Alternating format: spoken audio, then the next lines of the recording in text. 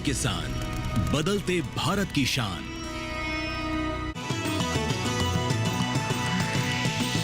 DD किसान, बदलते भारत की शान।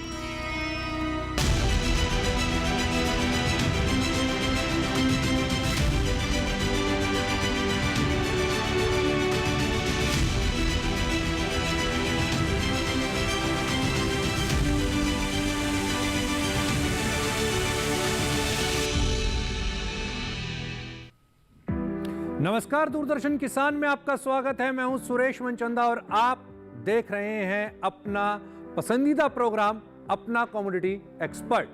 अपना कमोडिटी एक्सपर्ट के इस एपिसोड में आज हम चर्चा करने जा रहे हैं चावल की। जी हां, चावल की कीमतें 2025 के अंदर में क्या रहने वाली हैं, धान इस साल क्या उत्पादन देखने को मिल सकता है, क्या किसान अग्रेसिव होगा जो इस समय के करंट प्राइसेस चल रहे हैं उसको देख करके, क्या किसान को इस बार धान की खेती ज्यादा मुनाफा देगी, इस पर हम चर्चा करेंगे। और साथ ही ये जानने की कोशिश करेंगे कि हमारे पड़ोसी मुल्क पाकिस्तान के $20 भाव नीचे जाने के बाद पिछले 7 दिनों के अंदर में भारत के भी करीब करीब $10 फिसलने के बाद अंतर्राष्ट्रीय बाजारों के अंदर जो कि $400 के आसपास कारोबार हो रहा है, और अमेरिका जैसे देश के भी इंटरनेशनल प्राइसेस लगातार डाउन ट्रेंड की तरफ रहने पर, निचले स्तर दिखाने पर, उसके बावजूद भारत का चावल का कारोबार और अंतर्राष्ट्रीय बाजारों के अंदर में चावल का कारोबार कैसा रह सकता है। हमारे साथ दो खास मेहमान इस समय पर स्टूडियो में मौजूद हैं। प्रेम गर्ग सर अब हमारे साथ में इस समय पर स्टूडियो में मौजूद हैं। आप नेशनल प्रेसिडेंट हैं इंडियन राइस एक्सपोर्ट फेडरेशन के, आपका स्वागत है प्रेम जी। और साथ ही हमारे साथ में डॉक्टर दिनेश कुमार स्टूडियो में मौजूद हैं। आप साइंटिस्ट हैं, आप एग्रोनॉमिस्ट हैं, जो कि बताएंगे कि चावल के अंदर में किस तरीके से उत्पादन को बढ़ाया जा सकता है और साथ ही साथ पेस्टिसाइड को कैसे कम किया जा सकता है, अंतर्राष्ट्रीय मानकों के हिसाब से उसको कैसे एक स्तर के ऊपर पे लाया जा सकता है। डॉक्टर साहब, सबसे डॉक्टर प्रेम आपके पास आ रहा हूं मैं। पहले इंटरनेशनल सिनेरियोज काफ़ी पिछले हफ्ते 10 दिन के अंदर में डिप हुए हैं लगातार, हालांकि ट्रेंड जो है वो माइनस की तरफ रहा है। इंटरनेशनल मार्केट्स का सिनेरियो जो है वो लगातार हमने माइनस की तरफ देखा है। ऐसे सिनेरियो के अंदर में अभी आपको भारत की चावल इंडस्ट्री, धान उगाने वाले किसान और कारोबारियों का भविष्य 2025 में क्या दिखता है?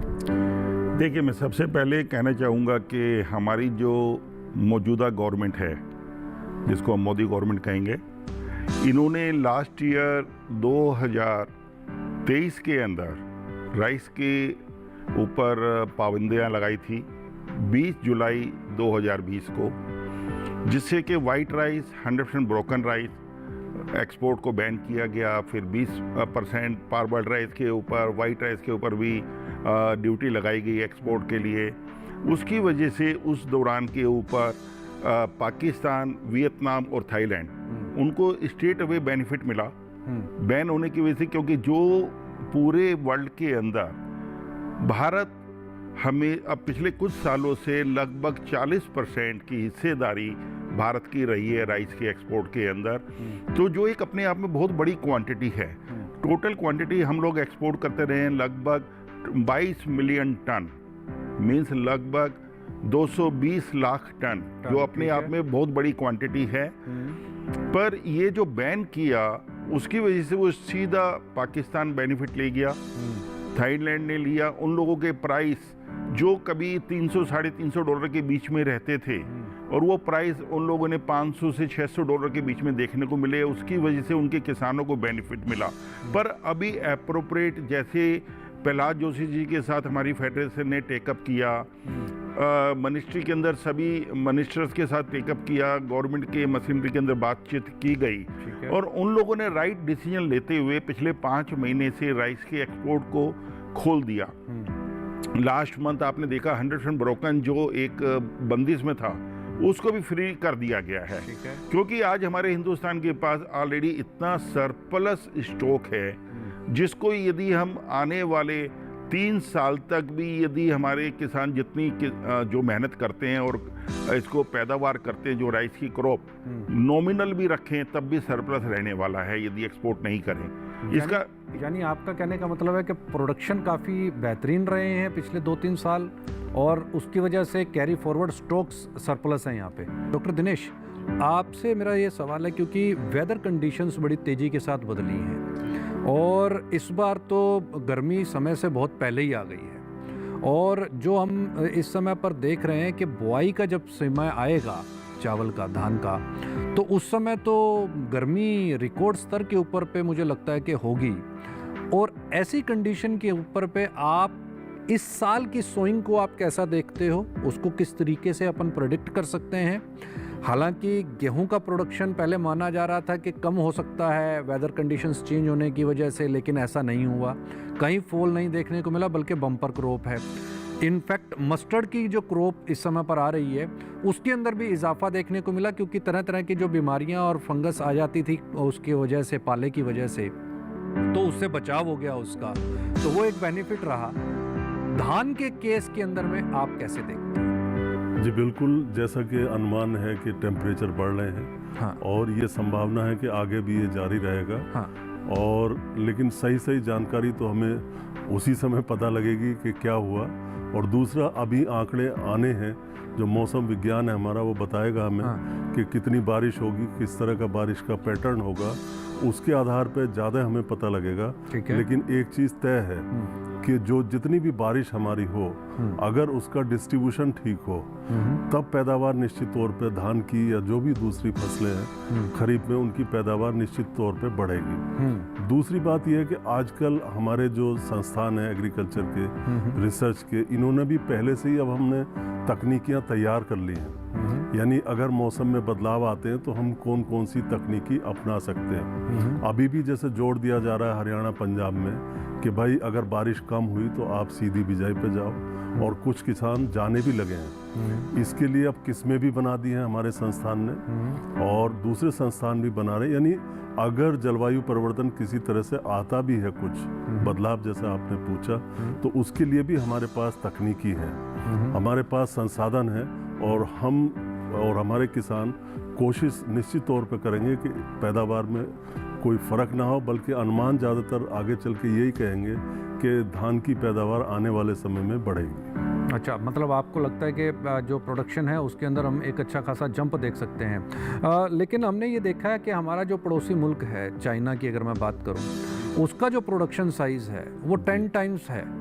तो उसको किस तरीके से हम compete कर सकते हैं या प्रोडक्शन को कैसे इजाफा में लेकर के आ सकते हैं? क्योंकि 1 एकड़ के अंदर में, जैसा अभी प्रोग्राम से पहले भी आपसे डिस्कस हो रहा था कि 22 क्विंटल तो हिंदुस्तान में होता है, वहाँ पर 220 क्विंटल होता है, तो वो कंपैरिजन कैसे लेकर के आए? जी बिल्कुल, देखिए जहाँ तक एक्सपोर्ट की बात है या इंटरनेशनल ट्रेड की बात है तो उसमें तो इंडिया डोमिनेट कर रहा है। जैसे अभी सर ने बताया था कि 40% हमारी शेयर रहती है, तो वहाँ तो चाइना नहीं है। हाँ। क्योंकि चाइना में उत्पादन बहुत ज़्यादा होता है। हाँ। उनके यहाँ लगभग 30 मिलियन हेक्टेयर पे धान उगाया जाता है। जी। हमारे यहाँ लगभग 47.8 हो गया है। ठीक है। 47 मिलियन हेक्टेयर पे हमारे यहाँ धान उगाया जाता है। हमारा एरिया काफ़ी ज़्यादा है चाइना से, लेकिन जब उत्पादकता की बात करते हैं तो उनकी उत्पादकता बहुत ज़्यादा है। उनकी उत्पादकता अगर हम मोटे धान के रूप में देखें तो 7 टन के आसपास है, 70 कुंटल प्रति हेक्टेयर। अच्छा। और हमारे यहाँ उत्पादकता ये 4.7 है। अच्छा। जो मोटे धान की काफ़ी कम है हमारी उत्पादकता, उनकी 1.5। अब हमें देखना होगा कि चाइना से हम कैसे कम्पीट कर सकते हैं उत्पादकता बढ़ाने में। उनके यहाँ संकर धान ज़्यादा उगाया जाता है। 70% धान जो भी चाइना में, 60% यूँ कह लीजिए 60% धान उनके यहाँ जो है हाइब्रिड है, संकर है। अच्छा। उन लोगों को पसंद है संकर धान चाइनीज़ को। इंडिया में संकर धान बहुत कम है, काफ़ी कम क्षेत्र है।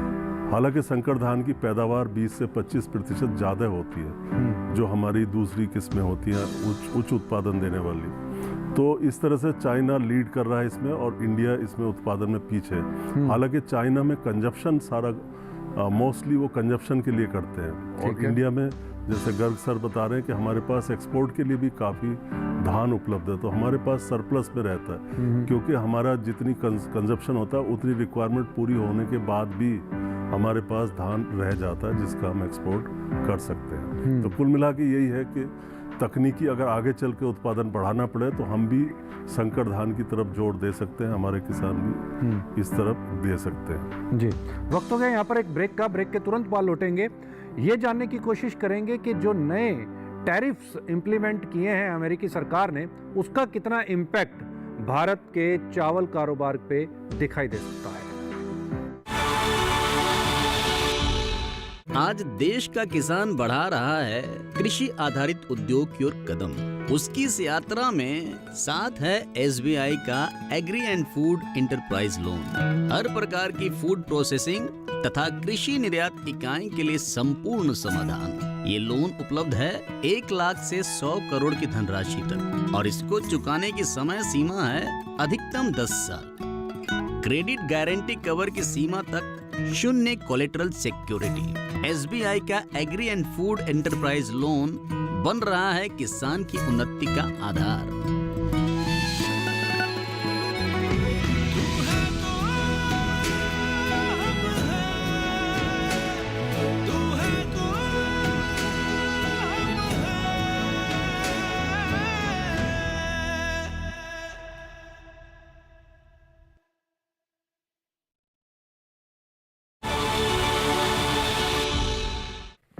ब्रेक के बाद एक बार फिर से स्वागत है। चर्चा जारी है।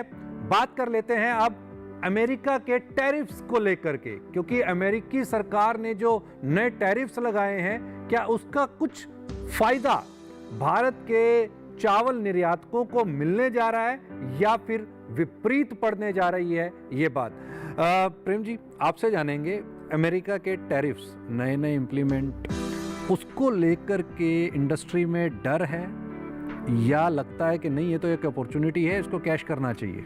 हमारे भारत के ऊपर राइस के जितने उत्पादक देश हैं, थाईलैंड, वियतनाम या पाकिस्तान जी, उन सबसे टैरिफ कम सिर्फ भारत के ऊपर है। बिल्कुल। हमारा 26% उन लोगों ने टैरिफ लगाया है और जो मेरे ख्याल से न्यूज़पेपर 27% कह रहे हैं, पर मेरे जो इन्फॉर्मेशन के हिसाब से 52 से 26% है जो राइस के ऊपर।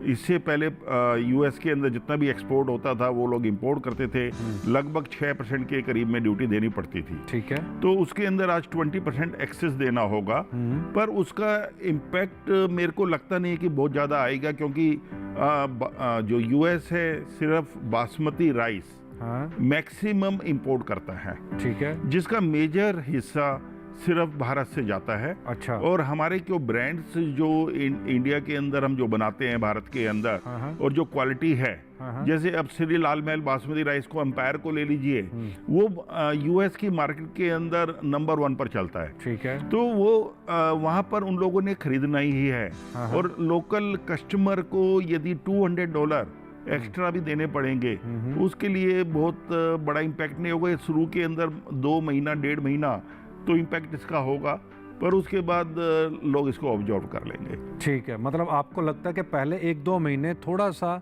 फेयर वाली सिचुएशन है, उसके बाद ये ऑब्जर्व हो जाएगा, लोगों को आदत हो जाएगी। इसको फेयर भी नहीं कहेंगे, इसको हो सकता है थोड़ा सा 10% का कट यहाँ के एक्सपोर्टर्स लेंगे और 10% का वहाँ के कस्टमर्स लेंगे। प्राइसेस के डिप जाने का इंटरनेशनल मार्केट के अंदर में रीज़न क्या मानते हैं? क्योंकि कई कंट्रीज में देख रहा था, वहाँ तो 60 से लेकर के और $100 तक का भी डिप इंटरनेशनल मार्केट के अंदर में आया है। इंटरनेशनल मार्केट के अंदर हम बासमती की बात सेपरेट करते हैं, नॉन बासमती की एक अलग करते हैं जी। बासमती के अंदर हमारे को जो काफ़ी बड़ी टक्कर मिल रही है वो पाकिस्तान से मिल रही है। ठीक है। क्योंकि एक, जैसे मेरे कोलीग बैठे हैं साथ में दिनेश साहब, तो आप बताएंगे पेस्टिसाइड जो है हमारा सबसे बड़ा मुद्दा आज के दिन जी।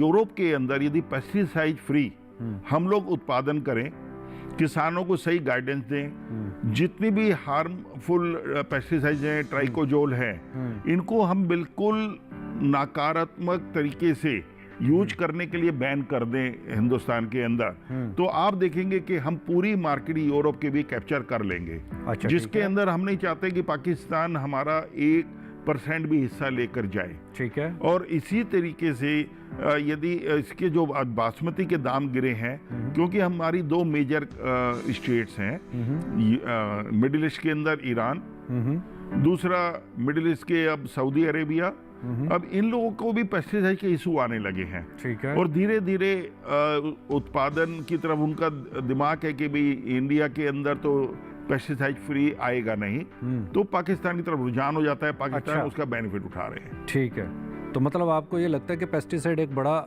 इशू है। डॉक्टर दिनेश, पेस्टिसाइड, क्योंकि हमने ये देखा है यूरोपियन कंट्रीज़ ने तो काफ़ी इसके ऊपर पे स्ट्रिक्ट एक्शन लिए ही हैं। अब जैसा कि डॉक्टर प्रेम भी बता रहे हैं कि मिडल ईस्ट कंट्रीज़ जो हमारा एक बहुत बड़ा बायर है, हालांकि पाकिस्तान के मुद्दे के ऊपर पे मैं दोबारा भी आऊँगा, क्योंकि भारत की कुछ वैरायटीज़ को रीगेन करने का उसके ऊपर पे एक वो भी है, जिसका मुद्दा जो है यूरोपियन यूनियन के अंदर भी उठा है।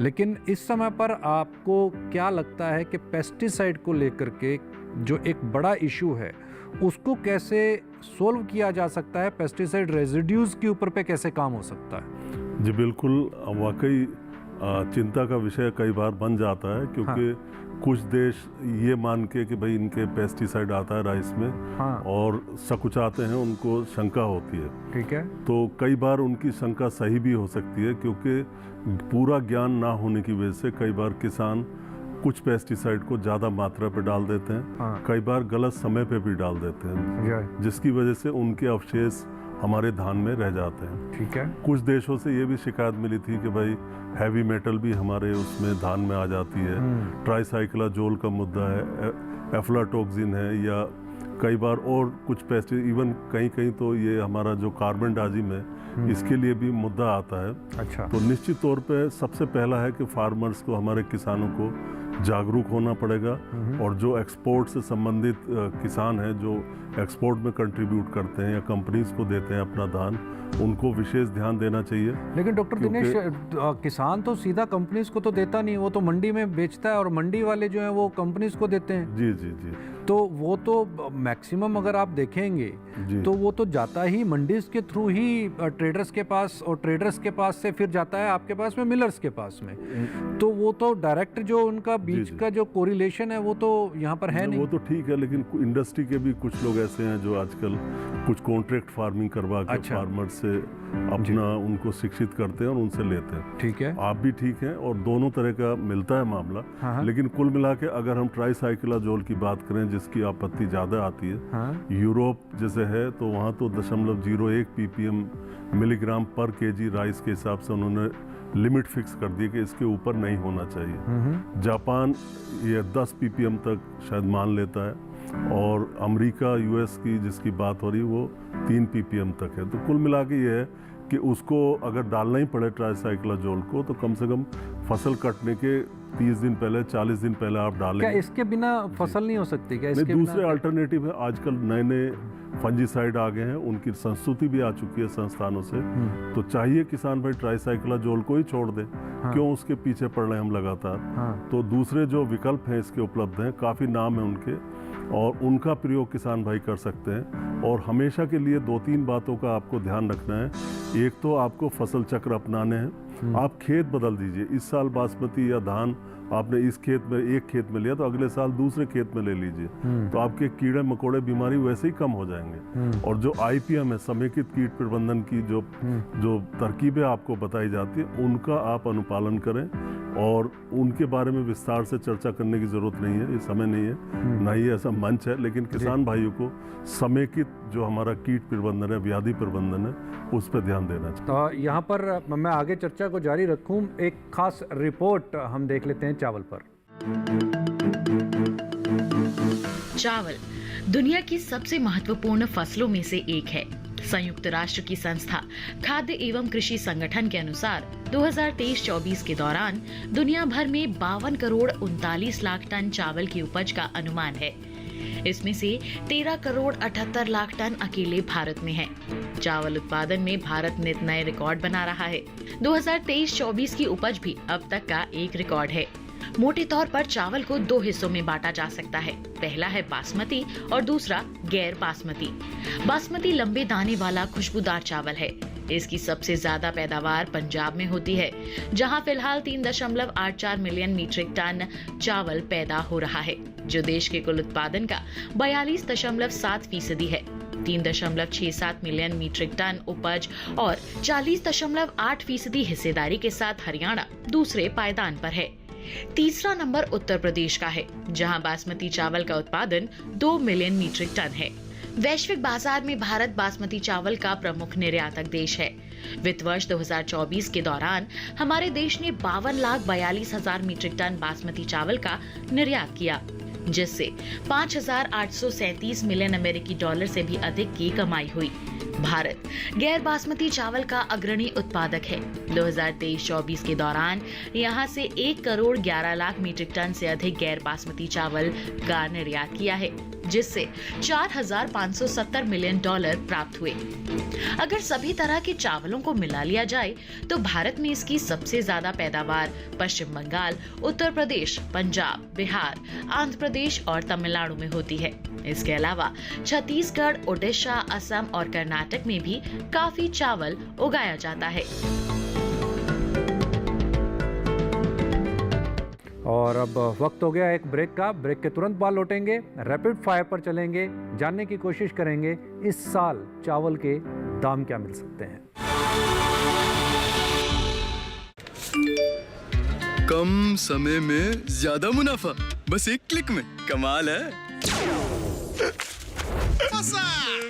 अनजान लिंक्स पर क्लिक मत कीजिए। आरबीआई कहता है जानकार बनिए, सतर्क रहिए। ब्रेक के बाद एक बार फिर से स्वागत है। चर्चा जारी है। जान लेते हैं रैपिड फायर के थ्रू के इस साल 2025 यानी कि कैसा जाने वाला है चावल के कारोबारियों के लिए, धान की पैदावार करने वाले किसानों के लिए। सबसे पहले डॉक्टर दिनेश आपसे, क्या देश के अंदर जो पेस्टिसाइड को लेकर के चावल इंडस्ट्री को हिट लगा है, उसको देखते हुए सरकार को पेस्टिसाइड्स तुरंत प्रभाव से बैन कर देने चाहिए? ये थोड़ा मुश्किल सवाल है, लेकिन इसमें यही है कि जो पेस्टिसाइड का प्रयोग है वो मिनिमम करना है। आईपीएम, जैसे मैं बार बार कह रहा हूँ, आईपीएम को अपनाना है।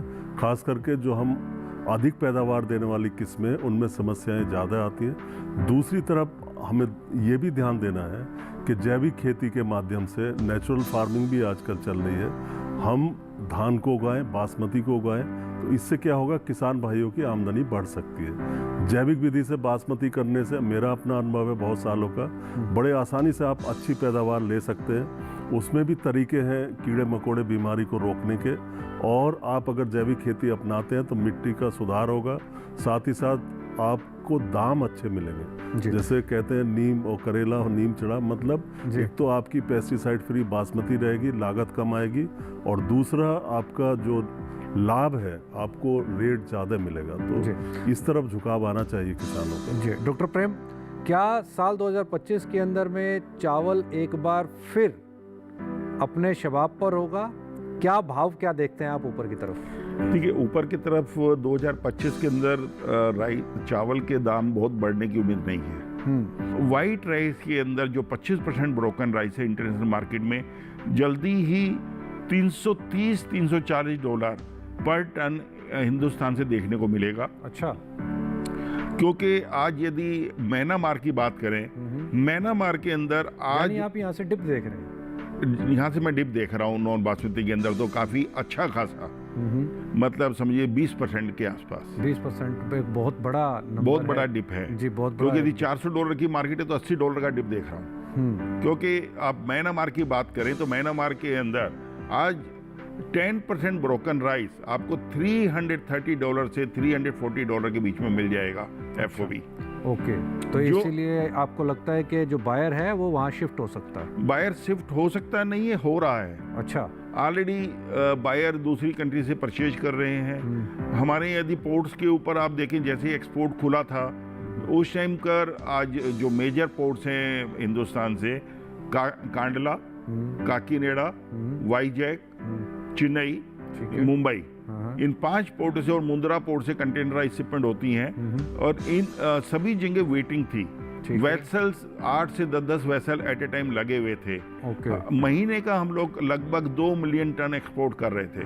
अभी वो घटकर सीधा 7-8 लाख टन, और सभी जगह डिमांड बहुत कम है। आज बायर ड्रिवन मार्केट है। ठीक है। सेलर्स मार्केट नहीं है। सेलर्स मार्केट नहीं है। डॉक्टर दिनेश, क्या आपको लगता है कि जिस तरीके से एथनॉल के अंदर में राइस का यूटिलाइजेशन बढ़ रहा है, वो कहीं किसानों को और ज़्यादा प्राइस देने में सक्षम रहेगा? निश्चित तौर पे अगर किसी भी प्रोडक्ट का वैल्यू एडिशन होता है, डाइवर्सिफिकेशन होता है, तो किसानों को फ़ायदा मिलना चाहिए। और ख़ास करके जो हमारा कई बार धान ख़राब हो जाता है, गल सड़ जाता है या बहुत ज़्यादा ब्रोकन है, जो किसी काम का नहीं है, तो निश्चित तौर पे अल्कोहल इंडस्ट्री में उसका प्रयोग होगा, और होगा तो कुछ ना कुछ फ़ायदा किसानों को भी इससे मिलेगा। डॉक्टर प्रेम, क्या आपको लगता है कि इस साल 2025 के अंदर में जो ये प्राइजेज़ अभी आप बता रहे हैं कि डिप जा सकते हैं और अभी यहाँ पर दबाव है, उसको देखते हुए कितने फीसद पैडी के अंदर में ग्रोथ आ सकता है प्रोडक्शन साइज में, या फिर डिप आ सकता है? ये प्रोडक्शन साइड के अंदर तो डिप नहीं आएगा इस साल। प्रोडक्शन तो अच्छी होगी, क्योंकि जो मानसून के भी जो आगे के एस्टिमेट्स हैं, मुझे लगता है कि हमारे अपने Indian rice exporter federation IRF ने भी एक सर्वे कराया है अभी, तो उसके हिसाब से हमारे को लगता है कि क्रॉप तो नेक्स्ट ईयर जो आने वाली है वो भी बम्पर क्रॉप आएगी। और उसके बाद यदि उसके दाम, यदि किसान को, यदि गवर्नमेंट जैसे सपोर्ट, हमारे यहाँ तो एक बहुत अच्छी स्कीम है गवर्नमेंट की कि गवर्नमेंट इसको खरीदती है पैडी को मंडियों के अंदर, जिससे किसान को डायरेक्टली मार नहीं पड़ती, तो जिससे उसका तो एक लेवल बना रहेगा, किसानों को तो प्राइस अपना मिलेगा। पर इसके अंदर एक्सपोर्टर्स को संभल कर करने की ज़रूरत है कि जितने के उसके हाथ में ऑर्डर हों उतना ही बिजनेस को कर चले, कैरी फॉरवर्ड बहुत बड़े शौक्स को लेकर ना चले। आप दोनों खास मेहमानों का बहुत बहुत धन्यवाद, आप स्टूडियो में आए इसके लिए बहुत बहुत शुक्रिया। अब वक्त हो गया है सवालों और जवाबों का। पहले ये जान लेते हैं कि पिछले एपिसोड में जो हमने आपसे सवाल किया था उसका सही जवाब क्या है, और सही जवाब देने वाले विजेताओं के नाम क्या हैं। स्क्रीन पर आपके सामने पिछले एपिसोड से मैं पूछा गया सवाल, भारत में गन्ने की खेती सबसे ज्यादा किस राज्य में होती है? ऑप्शंस हैं, option A Karnataka, option B Uttar Pradesh, option C Maharashtra और ऑप्शन डी उड़ीसा। तो सही जवाब है ऑप्शन बी उत्तर प्रदेश, और जो विजेता हैं उनके नाम आपकी टीवी स्क्रीन पर।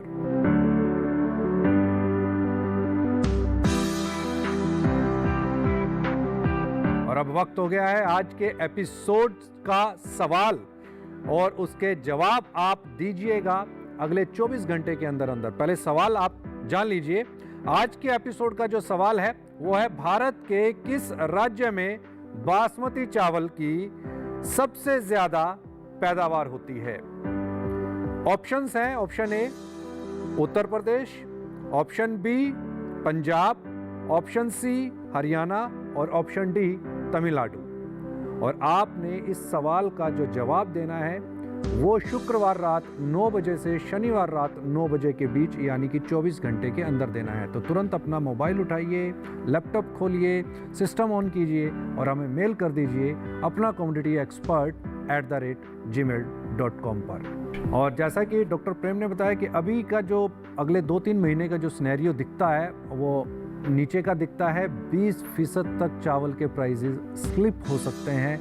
तो जो स्टॉकिस्ट हैं, जिनके पास में स्टॉक रखा है, संभल करके काम करें। और जहां तक वेदर की कंडीशंस जो चेंज हो रही हैं, जैसा कि डॉक्टर दिनेश ने बताया कि इसका बहुत ज़्यादा इम्पैक्ट अभी फ़िलहाल दिखाई नहीं देता, उत्पादन इस साल भी बेहतरीन हो सकता है। कहीं मत जाइए, देखते रहिए दूरदर्शन किसान, क्योंकि इसी तरह की जानकारियों का सिलसिला बदस्तूर जारी है।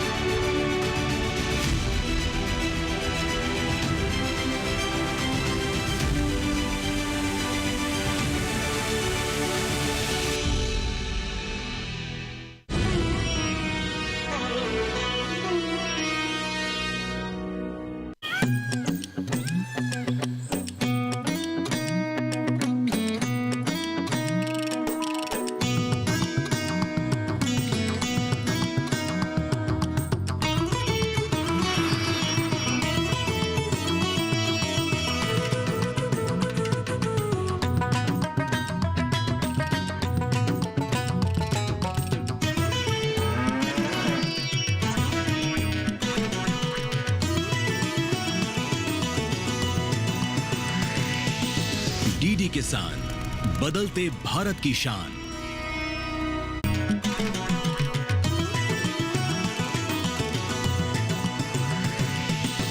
डीडी किसान, बदलते भारत की शान।